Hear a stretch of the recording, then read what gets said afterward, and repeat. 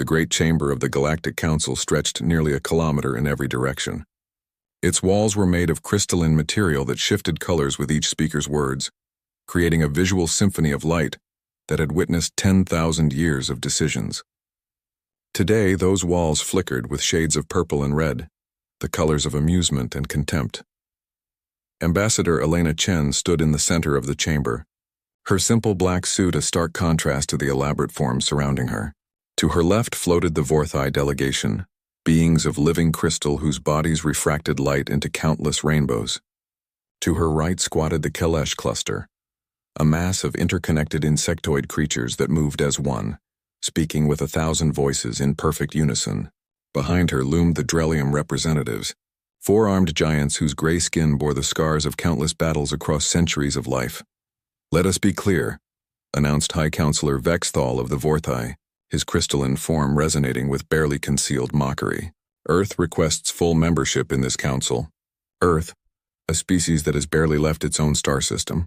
Earth, whose fastest vessels require years to reach even their nearest neighbors. Earth, whose weapons still rely on chemical reactions and metal projectiles." Laughter rippled through the chamber. The Kelesh swarm chittered in amusement, their 1,000 voices creating an unsettling harmony. Even the normally stoic Drelium allowed themselves rumbling chuckles that sounded like distant thunder. Chen waited for the laughter to die down. She had expected this. Her briefing had prepared her for the dismissal, the mockery, the casual cruelty of civilizations that had ruled the stars for millennia. She kept her face neutral, her hands clasped behind her back. "Humanity has met all the requirements for council membership," Chen said calmly. "We have established peaceful contact with 3 existing council species. We have demonstrated faster-than-light capability. We have submitted our technological and cultural databases for review. We have brought our defense fleet to this station as a gesture of good faith." "Your defense fleet?" Admiral Krethul of the Drelium Empire stepped forward, his forearms crossed over his massive chest. "Those 12 ships docked at the outer ring? We counted them, human. 12 vessels, each smaller than our supply transports."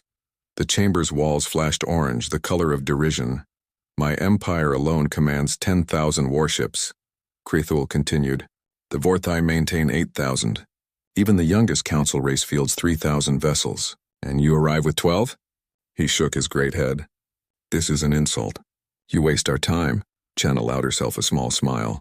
"Those 12 ships represent Earth's commitment to peaceful dialogue. We brought our diplomatic fleet, not our full military, a diplomatic fleet." Vexthal interrupted. "Human, do not embarrass yourself further with obvious lies. Our intelligence network is thorough. We have monitored your system for 50 of your years. We have watched your every satellite launch, every test flight, every construction yard. We know the full extent of your capabilities. Those 12 ships are not a diplomatic gesture. They are everything you have." The Kelesh swarm spoke next, their voices overlapping in eerie synchronization. "We have analyzed your vessels. Chemical rockets for maneuvering, kinetic projectiles for weapons, energy shields that could barely stop a micrometeorite. Your most advanced ship is equivalent to what the Council was building 3,000 years ago. You are primitives playing at spacefaring." Chen's smile didn't waver, though inside she felt a cold satisfaction. The intelligence gathering had worked exactly as planned. The satellites had been detected. The test flights had been observed. The construction yards, the obvious ones, had been cataloged and assessed. Everything was going according to plan. "Nevertheless," Chen said, "we formally request denied," Krethul announced. "The Council has no interest in babysitting a race that can barely defend its own world. However, the Drelium Empire is not without mercy. We offer Earth Protectorate status. You will place your system under our military authority. You will pay tribute of raw materials and trade goods. In exchange, we will ensure no harm comes to your primitive world." "And if we refuse?" Chen asked. The Admiral's laugh was like rocks grinding together. "Then you will learn why the Drelium Empire has endured for 5,000 years, while countless upstart races have been reduced to footnotes in history. Economic sanctions at minimum. Blockade of your system if you prove stubborn. Military action if you prove foolish." The chamber's walls pulsed red, the color of agreement. The other council races nodded their approval, or whatever passed for nodding in their varied anatomies. Chen appeared to consider this for a long moment. The silence stretched until it became uncomfortable. Finally, she bowed her head slightly. Earth accepts protectorate status, she said quietly. We recognize that we have much to learn from the established powers of the galaxy. We are grateful for the Council's wisdom and the Drellium Empire's generous offer. The walls flashed gold, the color of satisfaction. Vextal's crystalline body chimed with pleasure. A wise decision, human. Perhaps your species shows more intelligence than we credited. You may return to your ships and convey our terms to your government. Chen turned to leave, her footsteps echoing in the vast chamber. She had almost reached the exit portal when she paused and looked back. One question, if I may, she asked. Krethul waved a dismissive hand. Speak. Has the Council considered that they may have been mistaken in their assessment of humanity? The question hung in the air. Then the laughter began again, louder this time. The Kellish swarm's chittering grew into a roar. The Vorthai crystals chimed like breaking glass. The Drellium delegation slapped their thighs with all four arms. Mistaken? Vextal managed between chimes of laughter. Human, we have sensors that can detect a child's toy from 1,000 light-years away. We have intelligence networks that have toppled empires. We have been watching your species since you first split the atom. There is no mistake. You are primitives with delusions of grandeur. Chen nodded slowly. I see. Then you are absolutely certain that those 12 ships represent the full extent of Earth's military capability? Absolutely, Krethul stated. We have watched your every move for half a century. We know every ship you have built, every weapon you have tested, every soldier you have trained. You cannot hide from the Council's gaze. Thank you for clarifying that, Chen said. It's good to know exactly where we stand. She turned again to leave, but Krethul called out, You seem remarkably calm for someone whose world has just been subjugated. Human. Chen glanced back one final time. Her smile was different now, colder, sharper, touched with something the Council delegates couldn't quite identify. In hindsight, they would recognize it as pity. You've only seen what we wanted you to see, she said quietly. Then she walked through the portal and was gone. The chamber erupted in laughter again, but there was an edge of uncertainty to it now. Vextal's colors flickered briefly toward blue, the color of unease, before settling back to gold. Primitive bluster, he announced. Pay it no mind. But deep in the station's docking ring, as Ambassador Chen boarded her shuttle, she activated her encrypted communicator. The message was brief, sent on a frequency the Council's sensors couldn't detect, using quantum entanglement technology that made distance meaningless. They've bought it completely, she transmitted. They think those 12 ships are everything we have. They're certain they've been watching us for 50 years. They know nothing about the Mars facilities, the asteroid belt shipyards, or the Oort cloud bases. The deception is complete. The response came instantly from Earth, from a bunker hidden 3 kilometers beneath the Pacific Ocean, from Fleet Admiral Sarah Kowalski. Understood. Return home, Ambassador, and watch the news feeds. The Drellium won't be able to resist making an example of us. When they do, we'll be ready to show them what humanity really looks like when we stop pretending to be harmless. Chen allowed herself a genuine smile as her shuttle undocked and began its journey home. Behind her, the Council continued their session, already forgetting about the primitive humans who had just accepted their place as subjects. They would remember soon enough. Fleet Commander Thaxul stood on the bridge of the inevitable judgment, his flagship and the pride of the Drellium Third Battle Fleet. Behind him, displayed on holographic screens that wrapped around the spherical command center, 300 warships held formation in perfect military precision. Each vessel was a testament to Drellium engineering, sleek, deadly, and backed by 5,000 years of conquest. Status report, Thaxul commanded, his forearms moving through practice gestures that controlled multiple systems simultaneously. All ships ready for combat operations. Commander, his tactical officer reported, we are positioned at the edge of human space. Designation Sector 447. Long-range sensors detect minimal activity. The primitive warning satellites they deployed have already registered our presence. Thaxul's mandibles clicked in satisfaction. 3 weeks had passed since the humiliating council session, where the humans had accepted protectorate status. 3 weeks of planning this demonstration, the council had decided that words alone were insufficient. The humans needed to understand viscerally what their defiance would cost them. Broadcast on all frequencies. Thaxul ordered, let the humans hear their fate. The communications officer activated the system, And Thaxul's voice boomed across space, powerful and absolute. "Attention, humans of Earth. This is Fleet Commander Thaxul of the Drellium Imperial Navy. You have been granted the honor of Protectorate status under Drellium authority. Your refusal to immediately surrender control of your outer colonies and submit to occupation forces is unacceptable. You have 1 standard hour to comply. Failure to do so will result in the military occupation of your territories and the destruction of any vessels that resist. This is your only warning." The message repeated automatically while Thaxul settled into his command throne. Around him, his crew worked with calm efficiency. They had done this 100 times before with a dozen different species. The pattern was always the same. Initial resistance, a demonstration of overwhelming force, and then complete capitulation. "Commander," the sensor officer called out, "I'm detecting movement from the human colony on the 3rd planet of this system. Civilian transports are launching." "Evacuating?" Thaxul mused. "At least they show some survival instinct. Weapons maintain target lock on those transports. If they flee, we let them go. Our quarrel is with their military, not their refugees." "Sir, I'm also detecting—" "Wait." The sensor officer's voice carried a note of confusion. "Commander, I'm reading 12 contacts emerging from behind the system's gas giant." "They match the signatures of the vessels we observed at the council station." Thaxul sat forward. "The same 12 ships?" "Yes, Commander. Identical energy signatures. They're moving to intercept our formation." Silence fell over the bridge.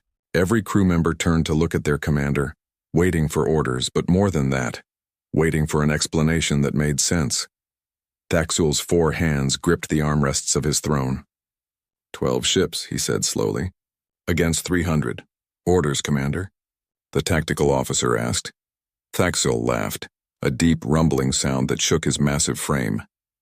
"They cannot be serious. This must be a delaying tactic. Sensors full sweep. Find their real fleet. They must have reinforcements hiding somewhere."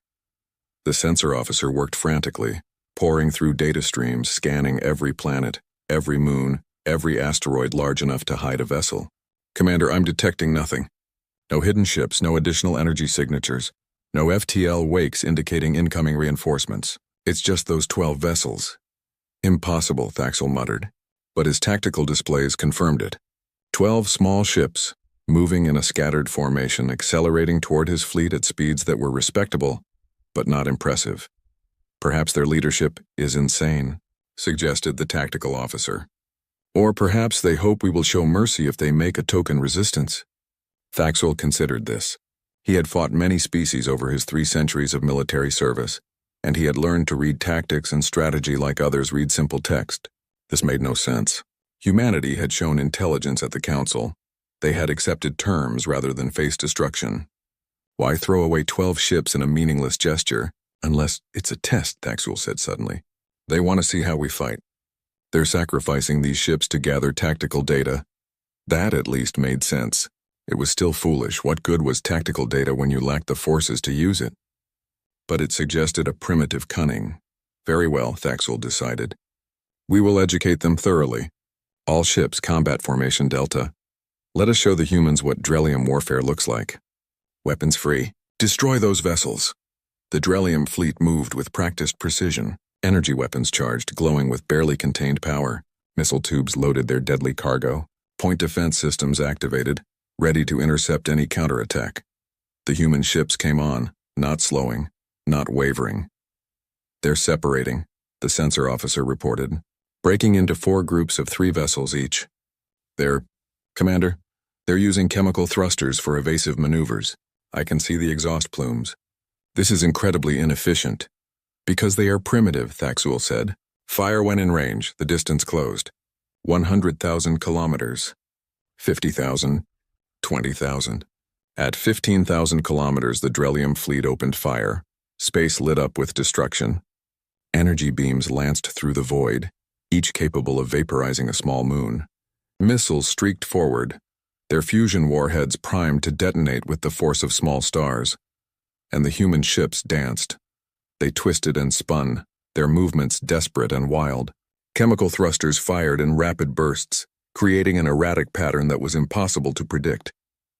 It was wasteful, inefficient, and somehow effective. The first salvo missed more targets than it hit. What are they doing? the tactical officer demanded. No computer could calculate those movements. They're flying manually. That's insane. Thaxul watched with growing respect. One of the human ships took a glancing blow from an energy beam, its crude shields flaring and failing, but the vessel kept moving. Another launched what appeared to be every missile it carried in a single volley. Suicidal tactics that sacrificed all future firepower for one overwhelming barrage. Interesting, Thaxul murmured. They fight without fear. Adjust targeting algorithms. Compensate for irregular movement. The battle evolved into a strange dance. The Drellium fleet hammered at the human vessels with overwhelming firepower, and the humans replied with tactics that bordered on madness. They used their own ships as shields for each other. They rammed disabled vessels into Drellium attack patterns to disrupt targeting. They fired their weapons until the barrels melted, then used the dying ships as missiles themselves, ramming them into Drellium cruisers. One human ship, its entire port side torn away in venting atmosphere, somehow managed to get inside the Drellium formation. It self-destructed, taking 2 Drellium frigates with it in a blaze of nuclear fire. These humans are warriors, Thaxul admitted, watching the tactical display with something approaching admiration. Foolish, doomed warriors, but warriors nonetheless. Helm, pull back our damaged vessels. Let us end this cleanly. The battle lasted 6 hours. One by one, the human ships fell. They fought to the last shot, the last missile, the last breath of their crews. 11 ships became clouds of expanding debris, their crews dying in the cold vacuum of space. The 12th ship, battered almost beyond recognition, made a desperate FTL jump. Thaxul allowed it to go, a survivor to carry word of this defeat back to Earth. Damage report, Thaxul ordered as the weapons fell silent. 7 ships destroyed, 14 heavily damaged, 23 with moderate damage. Casualties estimated at 4,000 personnel. Commander, that's more losses than we took in the last 3 campaigns combined. Thaxul stared at the debris field where the human ships had died. They fought well, he said quietly. But courage without strength is meaningless. Communications broadcast our victory on all galactic channels. Let every species see what happens when primitives challenge the Drellium Empire. The message went out across the galaxy, carried by quantum relays that spanned thousands of light years. The footage showed the Drellium fleet mighty and terrible, crushing the human defenders. It showed the desperate, doomed courage of Earth's ships. It showed the final, broken hull of the last human vessel fleeing into FTL. In the council chambers, the delegates watched and nodded. The humans had been taught their lesson. Order was restored. On Earth, in a bunker beneath the Pacific Ocean, Fleet Admiral Sarah Kowalski watched the same footage. Around her, hundreds of officers and analysts studied every second of the battle, cataloging Drellium tactics, weapon ranges, shield frequencies, and ship movements. How many crews did we lose? Kowalski asked quietly. 216 personnel, Admiral, her aide reported. All volunteers. They knew the mission was one way. Kowalski nodded, her face carved from stone. They bought us everything we needed. Full tactical data on Drellium weapons, shields, and doctrine. They took the bait perfectly, used standard combat formations, didn't suspect a thing. She turned to her communications officer. How long until Thaxul advances into our territory? Long-range sensors show his fleet is moving in system, Admiral. They're heading for our mining colonies. Fleet Commander Thaxul expected to find civilians cowering in the mining colonies. He expected pleas for mercy, perhaps some token resistance from whatever security forces the humans maintained. What he found instead was nothing at all. Report, he commanded, staring at the tactical display showing the 3rd colony they had reached. Like the first 2, it was completely empty. No life signs, Commander, the sensor officer reported. The facilities are intact but abandoned. Power systems are still running, but every human has evacuated. We're detecting the same pattern at all 12 colonies in this sector. Thaxul's mandibles clicked in frustration. They ran. All of them just ran. He turned to his communications officer. Have we received any transmissions? Surrender offers? Pleas for negotiation? Nothing, Commander. Total silence from all human channels. Something cold settled in Thaxul's gut, an instinct honed over 3 centuries of warfare. He had fought cowards before, species that fled rather than face the Drellium Empire, but they always tried to negotiate, always begged for terms. This silence was different. This felt deliberate. Commander, The sensor officer's voice carried an edge of panic. I'm reading. Wait, that can't be right. Ship Alpha 7 just disappeared from sensors. Disappeared? Thaxel strode to the sensor station. Define disappeared. Sir, one moment it was on patrol at grid coordinates 47 Alpha, the next moment, nothing. No distress signal, no explosion, no debris field. It simply stopped existing on our sensors. Before Thaxel could respond, the communications board lit up with incoming signals. Alpha 12 reporting contact with unknown. The transmission cut off mid-sentence. Beta Squadron requesting backup. We're under static. This is Carrier Infinite Glory. We are taking fire from silence. Thaxel watched in growing horror as his fleet icons winked out one by one on the tactical display. Not exploding, not fleeing, simply vanishing as if they had never existed. All ships combat alert, he roared. Maximum sensor sweep. Find whatever is attacking us. The sensor officer's hands moved frantically across his console. Commander, I'm detecting massive gravimetric distortions across all sectors. Energy signatures are. Sir, they're not matching any known technology in the Drellium database. What do you mean not matching? I mean these energy readings predate even Vorthai archives. This technology is ancient, Commander. Older than the Council itself. Thaxel's blood ran cold. And then, as if someone had thrown a switch, his sensors lit up like the surface of a star. Contacts. Hundreds of them. Thousands. Appearing simultaneously in perfect formation, surrounding his entire fleet in a sphere of steel and threat. They had been there all along, hidden by technology that made them invisible to every sensor the Drellium Empire possessed. How many? Thaxel whispered. The sensor officer's voice cracked. 15,472 contacts, Commander. All warships. All reading is active and weapons ready. The bridge fell into absolute silence. 15,000 ships. The Drellium Third Battle Fleet numbered 300, and he had already lost 73 vessels in the last 10 minutes of invisible attacks. Hail them, Thaxel ordered. I need to speak with whoever commands this force. The view screen flickered to life. A human woman appeared, wearing a crisp military uniform of deep blue. Her hair was pulled back severely, and her eyes held an expression that Thaxel recognized immediately. The look of a predator that had just cornered its prey. Fleet Commander Thaxel, she said.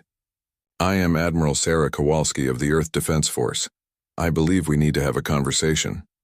Thaxel straightened, trying to maintain his dignity despite the situation.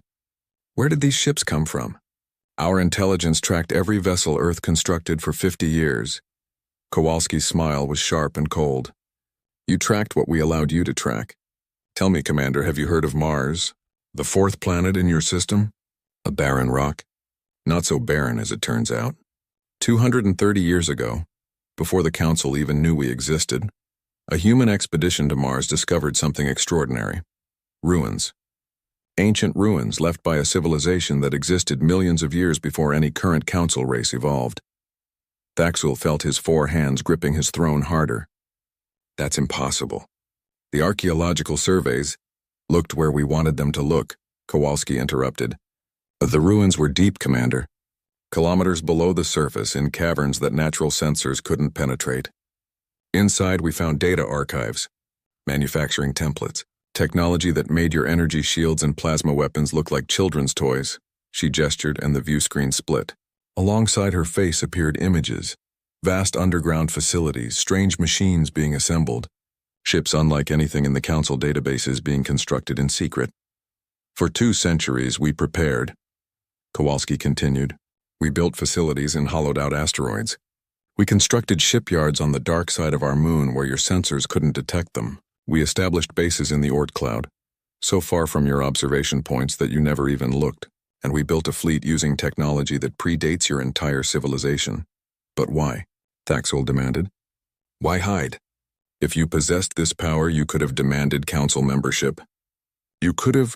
We could have shown our hand too early, Kowalski said. Commander, humanity learned something important in our history. Never reveal your true strength until you know your enemy's intentions. We needed to discover what kind of galaxy we were dealing with. Would the Council accept us as equals? Or would they see us as threats to be eliminated or primitives to be exploited? Thaxel understood then. The 12 ships at the Council meeting were bait, Kowalski confirmed. built specifically to match what we thought galactic civilizations would expect from a newly spacefaring race. Old-fashioned propulsion, kinetic weapons, weak shields, all deliberately designed to seem primitive. We fed your intelligence networks exactly what we wanted them to see. False construction yards, fake test flights, ships being built in public view while the real fleet was being constructed in secret.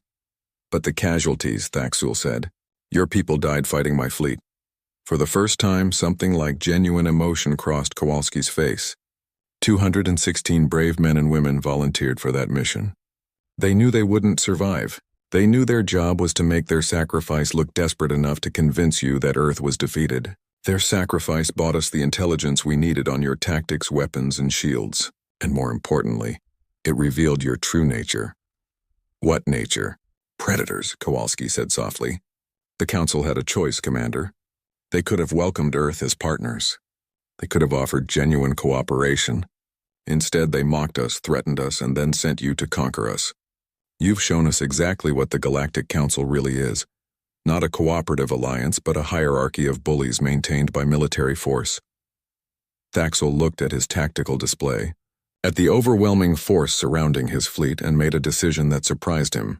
What now? Do you destroy us? Make an example as we tried to make of you? That depends, Kowalski said. We didn't build this fleet to conquer the galaxy, Commander. We built it to ensure that no one could conquer us. But we needed to know who we were dealing with. Now we know. She leaned forward, and her next words carried across space with absolute clarity. You have a choice, Commander. You can surrender your fleet. Your ships will be interned, your crews treated well, and you will face trial for unprovoked aggression against a sovereign species. Or you can fight. And if you fight, I promise you that not one Drellium vessel will leave this system alive. The galaxy will watch as your entire battle fleet is destroyed by the primitives you came here to conquer. Thaxul looked at his bridge crew. Young officers who trusted him, veterans who had served under him for decades. He thought of the 4,000 Drellium who had already died, of the families who would mourn them. He thought of his own pride, the pride of his empire, and what surrender would mean.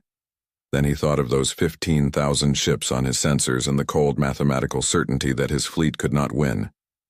Admiral Kowalski, he said slowly, I must consult with my staff.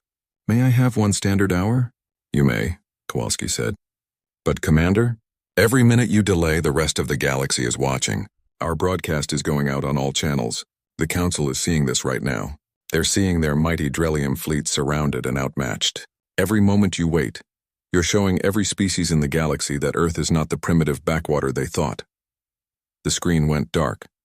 Thaxul sat in his command throne, surrounded by his shocked and frightened crew, and faced the hardest decision of his 3-century career. Behind him, across the galaxy, the Galactic Council watched in stunned disbelief as everything they thought they knew about humanity turned out to be a carefully orchestrated lie. And in the Oort cloud, in asteroid bases and deep space facilities, more human ships continued to power up, because the 15,000 vessels surrounding Thaxul's fleet were not humanity's secret. They were simply the first wave. The true extent of what Earth had been hiding was still to be revealed. Fleet Commander Thaxul stood alone in his private quarters, the weight of 3 centuries of military service pressing down on him like a physical force. Through the viewport, he could see the human ships, thousands of them, their black hulls seeming to absorb the starlight rather than reflect it. They were beautiful in a terrible way, like the edge of a perfectly crafted blade. His communication console chimed. Commander, the staff has assembled. We await your decision. Thaxul turned away from the viewport and walked back to the bridge. His senior officers stood in a circle, their faces showing a mixture of fear, anger, and confusion. 300 years of Drellium military dominance had not prepared them for this moment. Speak freely, Thaxul commanded. What are your thoughts? His tactical officer was the first to respond. Sir, surrender is unthinkable. The Drellium Empire has never surrendered a fleet in 5,000 years of warfare. If we give up without fighting, we will be remembered as cowards. And if we fight? Thaxul asked quietly. The sensor officer pulled up tactical projections on the main display. Sir, I've run every simulation our computers can generate. Even if we assume human weapons are only marginally superior to ours, and the data suggests they're far more than marginal, we cannot win. They outnumber us 50-1. They have us completely surrounded. Their ships are using stealth technology we cannot counter. If we engage, our fleet will be destroyed in minutes, perhaps seconds. Then we die with honor, the tactical officer insisted. We die as Drelium warriors, not as defeated prisoners. You speak of honor, said the ship's medical officer, an older female who rarely contributed to tactical discussions. But what of the 4,000 crew members who will die? What of their families? What of the message we send to every other Drelium fleet in the galaxy? That pride is more important than survival. The tactical officer's mandibles clicked in anger. You suggest we accept humiliation? I suggest we accept reality, the medical officer replied. This human admiral offered us trial, not execution. She offered internment, not massacre. That is more mercy than we came here to offer Earth. Thaxel listened to the debate continue for another 10 minutes, hearing the same arguments repeated with growing passion. Finally, he raised all 4 hands for silence. I have decided, he announced. We will fight. Relief and determination flooded across the tactical officer's face, while the medical officer's expression fell into resigned sadness. But, Thaxel continued, I will do so alone. Confusion rippled through the bridge crew. Sir? His second-in-command asked. I don't understand. Open a channel to all ships in the fleet, Thaxel ordered. When the communications officer nodded confirmation, he began speaking. Attention all vessels of the 3rd Battle Fleet. This is Fleet Commander Thaxel. In 3 centuries of service to the Drelium Empire, I have never given an order that shamed me. Until today. He paused, gathering his thoughts. We came here to conquer a species we believed was weak. We were wrong. We were deceived, yes, but we were also arrogant. We assumed our strength gave us the right to dominate. We never questioned whether that right existed. He could see confusion on the faces of his bridge crew. Admiral Kowalski offered us surrender or death. I offer a third option. All ships will power down weapons and submit to human authority, accept the inevitable judgment. I alone will engage the human fleet. I alone will carry the stain of defeat. When I am gone, you will surrender with honor intact. You followed your commander's orders. I take sole responsibility for this disaster. Commander, no. His second-in-command protested. That's suicide. That is duty, Thaxel corrected. Open a channel to Admiral Kowalski. The human admiral's face appeared on screen almost immediately. Commander Thaxel, have you reached a decision? I have, Thaxel said. My fleet will surrender. I will not, Kowalski's expression didn't change. You intend to fight alone? 1 ship against 15,000? I do. Why? Thaxel's 4 hands gripped his throne. Because someone must pay for the arrogance of the Drelium Empire. Because someone must face consequences. Because I will not ask my crew to die for my failure. Kowalski studied him for a long moment. Your honor is admirable, Commander. But unnecessary. We don't want martyrs. We want accountability. Then you shall have it. I will face your trial. But only after I have fought as a Drelium warrior should fight. To Thaxel's surprise, Kowalski smiled. Not with cruelty, but with what looked like understanding. Very well, Commander. Power up your weapons. We'll give you your battle. But I'm going to do something that might surprise you. I'm going to make it fair.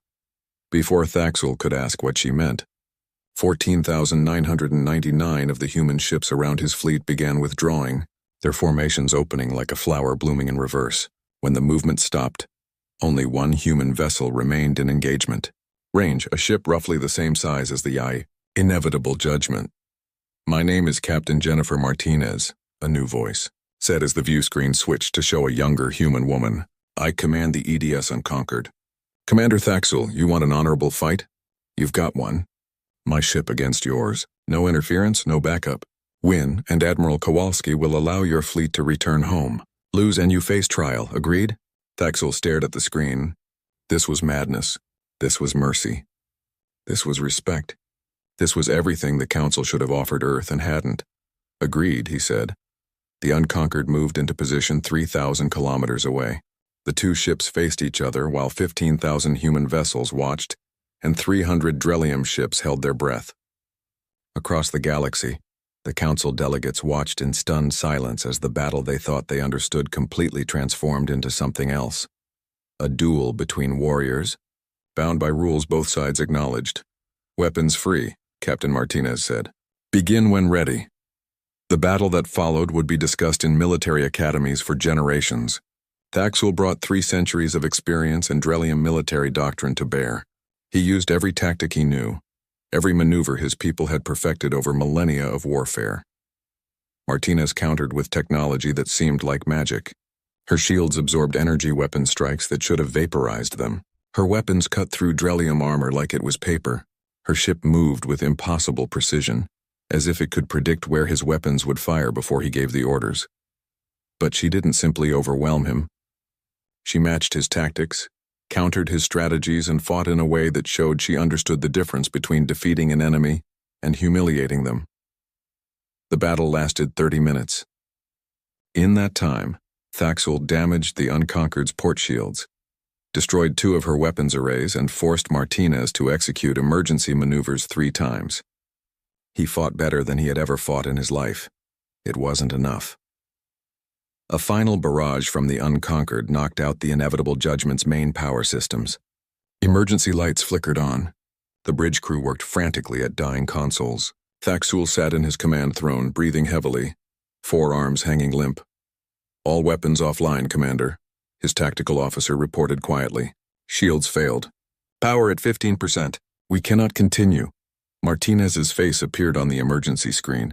"Commander Thaxul, you fought with honor. Will you surrender now?" Thaxul looked at his crew, then at the human captain who had defeated him while still showing respect. "I will. Captain Martinez, I formally surrender the Inevitable Judgment and request internment under the terms offered by Admiral Kowalski." "Surrender accepted, Commander. Prepare to be boarded, and, for what it's worth, you're the best opponent I've ever faced." Within hours, human boarding teams secured the Drelium fleet.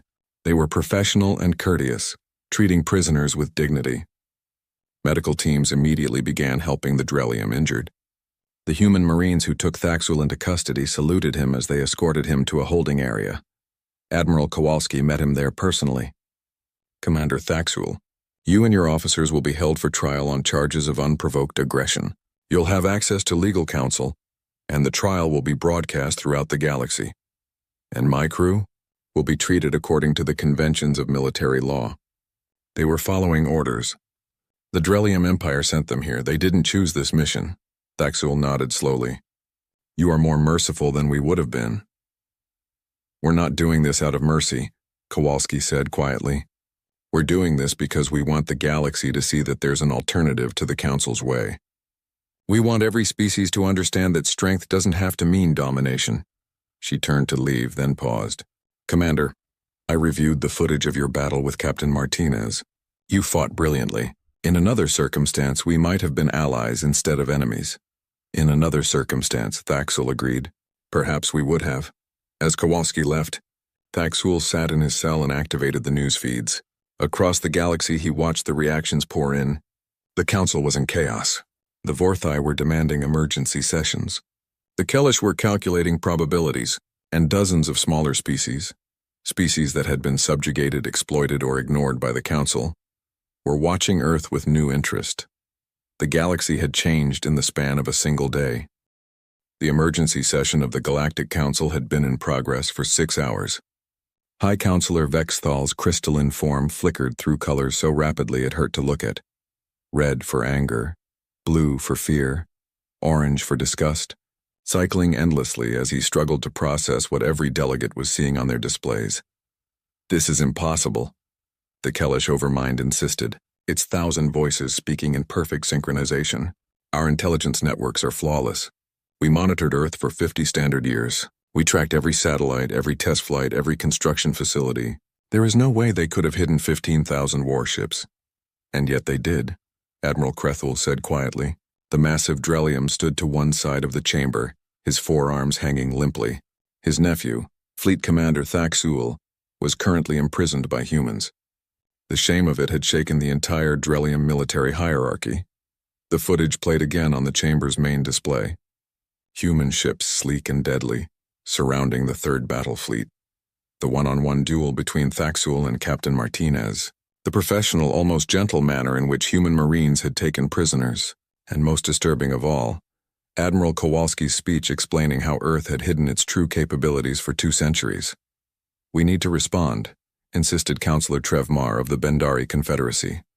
We cannot allow this challenge to Council authority to stand. If Earth gets away with this deception, every protectorate and client species will start questioning our oversight. What do you suggest? Vextal asked. Send another fleet? The humans just defeated 300 Drellium warships with minimal losses. They have 15,000 ships we know about.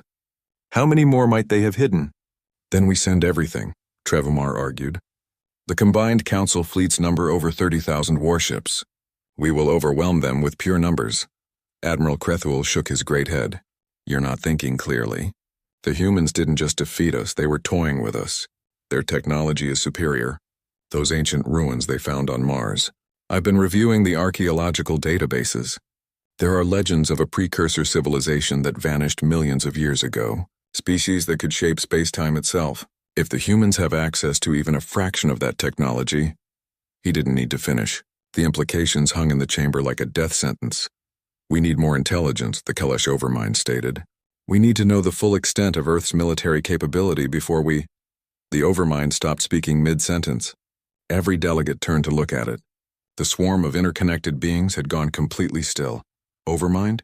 Vextal asked. What's wrong? Our long-range sensors, the Overmind said slowly, its unified voice carrying a note of horror. We're detecting massive energy signatures throughout human space. Dozens of them, hundreds. They're powering up. Ships, bases, weapons platforms. They've been hidden, dormant, and now they're coming online. How many? Vextal demanded. The sensor data flowed onto the chamber's displays. The delegates watched in growing disbelief as contact after contact appeared. Ships emerging from the Oort cloud. Hidden bases in asteroid fields revealing themselves. Massive construction yards that had been invisible to every scan activating their power cores. Estimated count, the Overmind said quietly, is over 100,000 warships. And that's just the first wave of contacts. More are appearing every minute. The chamber fell into absolute silence. 100,000 ships. The entire Galactic Council's combined military might total 32,000 vessels. Accumulated across thousands of years by dozens of species, Earth had hidden more than 3 times that number, and had built them in secret over just 2 centuries. This changes everything, Vextal whispered. Before anyone could respond, every communication screen in the chamber activated simultaneously. Ambassador Elena Chen appeared, no longer wearing the simple black suit from her last visit. Now she wore a military uniform similar to Admiral Kowalski's, and her expression held none of the diplomatic neutrality from before. Greetings, esteemed members of the Galactic Council, Chen said. I apologize for interrupting your deliberations, but we thought you should know something important. The fleet you've been watching, the 15,000 ships that defeated the Drellium Third Battle Fleet, that wasn't our military. That was our first defensive fleet, designed to protect our home system. She gestured, and the display split to show streaming footage from dozens of locations. Ships massive beyond comprehension moving through space. Mobile shipyards the size of moons. Weapons platforms that could crack planets. What you're seeing now is our actual military capability, Chen continued. 118,000 warships across 7 full fleets. 43 mobile shipyards capable of constructing new vessels anywhere in the galaxy. 16 planet-class defense stations. And several dozen experimental vessels that use technology even we don't fully understand yet. Vextal found his voice. You're attempting to intimidate us. This is a bluff, is it? Chen's smile was sharp. Your sensors are tracking every contact I'm describing right now. This isn't a hollow projection or a tactical simulation. These ships are real, Counselor. They exist. They're armed. And they're currently moving into formation around your council territory. She leaned forward. But we're not here to conquer you. We're here to deliver a message, and you're going to listen to it very carefully. Another figure appeared beside Chen on the screen. A being that looked vaguely reptilian, with scales that shifted through multiple colors. Then another, an insectoid creature nothing like the Kalesh.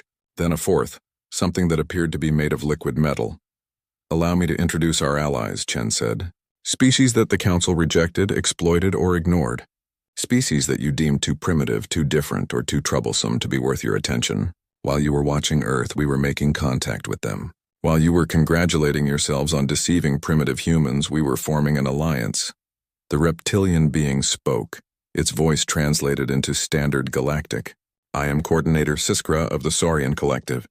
The Council denied us membership 300 years ago because our technology didn't meet your arbitrary standards. Earth gave us the precursor archives. Now our ships fight alongside theirs. The insectoid spoke next. I am Hive Mother Zeth. The Council classified my species as non-sentient because our communication methods confused your analysts. Earth recognized our intelligence and treated us as equals. We owe them a debt that can never be repaid. The liquid metal being flowed into a vaguely humanoid shape. I am Unity Prime. My people were enslaved by the Drellium Empire for 2 centuries. Earth helped us escape and gave us sanctuary. We stand with them against any threat. Chen looked directly into the camera. The galaxy has a choice to make, Council. You can continue operating as you have. A hierarchy maintained by military force, where ancient species dominate and emerging races are exploited. Or you can accept that things have changed. What are you proposing? Admiral Krithul asked quietly. A new council, Chen said. One based on equality, not age. One that protects emerging species instead of subjugating them. One that operates by consensus rather than threat. Earth and our allies are willing to share the precursor technology we've developed, defensive systems, medical advances, propulsion upgrades, with any species that joins this new coalition. She paused. But let me be absolutely clear. We will not be denied, dismissed, or dominated. If the current council structure refuses to change, we will create our own. And every species that has suffered under your rule will have the option to join us. How many of your protectorates do you think will choose to stay with you when they see an alternative? Fextal's crystalline form pulsed with chaotic colors. You're threatening to split the galaxy. We're offering to unite it, Chen corrected. But on terms that are fair to everyone, not just the oldest civilizations. The precursor species that left those ruins on Mars. They fell because they became complacent. They assumed their strength would last forever. They stopped innovating, stopped questioning, stopped growing. Don't make the same mistake. And if we refuse? Trevmar demanded. If we choose to fight? Chen's expression hardened. Then you'll discover that 118,000 warships is just what we've revealed so far. You'll learn that humanity spent 2 centuries preparing for this moment. You'll understand why every species that joins our alliance does so willingly, not under threat of force. And you'll realize too late that you had a chance to be partners and chose to be enemies instead. The screen went dark. The council chamber erupted into chaos. Delegates shouted at each other. The Kellish swarm fragmented into arguing subgroups. 3 different species began demanding immediate military action, while 4 others called for negotiation. Admiral Krithul stood quietly in the middle of the chaos, thinking about his nephew sitting in a human prison cell, thinking about how thoroughly Earth had deceived them all, thinking about the impossible number of ships his sensors were tracking.